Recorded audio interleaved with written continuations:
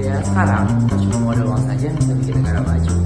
Tapi juga ada ide, inovasi, dan kualitas sumber daya manusianya. Nah teman-teman semuanya, penjelasan pertama itu pengertian dari teori pertumbuhan endogen. Teori pertumbuhan endogen menjelaskan bahwa perekonomian suatu negara itu disebabkan oleh faktor-faktor suatu negara itu tersendiri, terutama pendidikan, inovasi teknologi, penelitian dan pengembangan, investasi pengetahuan, dan yang terakhir, keterampilan tenaga kerja.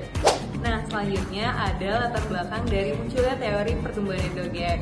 Teori ini muncul pada tahun 1980 hingga 1990-an karena para ekonom melihat bahwa negara maju semakin tumbuh, inovasi semakin berkembang pesat, pendidikan semakin penting, dan inovasi menjadi kunci pertumbuhannya ekonomi. Teori sebelumnya seperti model Solow belum bisa menjelaskan hal itu secara lengkap.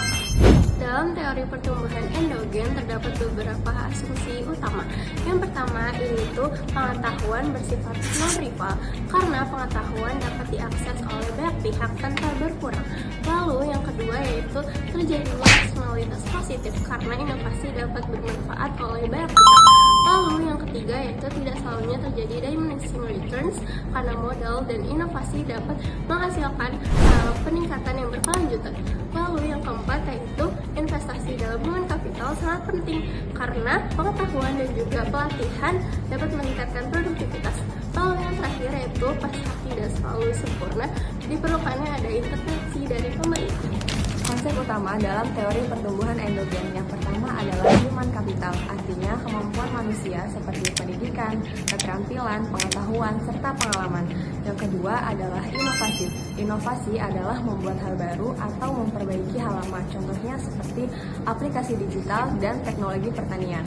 Kemudian yang ketiga adalah teknologi. Teknologi membuat produksi lebih cepat, harga lebih murah, serta kualitas lebih baik.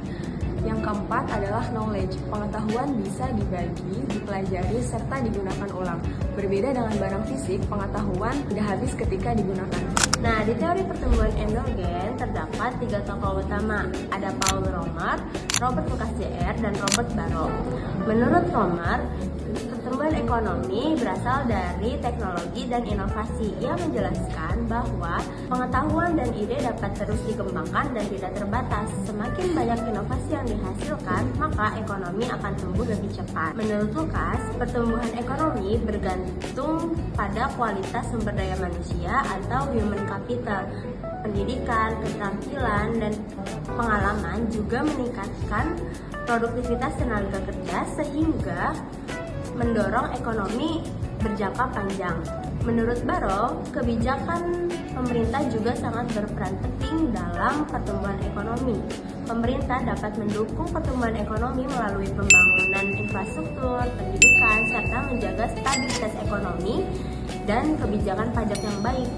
Dari ketiga tokoh tersebut dapat disimpulkan bahwa ekonomi bukan hanya tentang modal saja, tetapi bisa dari inovasi, kemudian kualitas sumber daya manusia, dan peran pemerintah.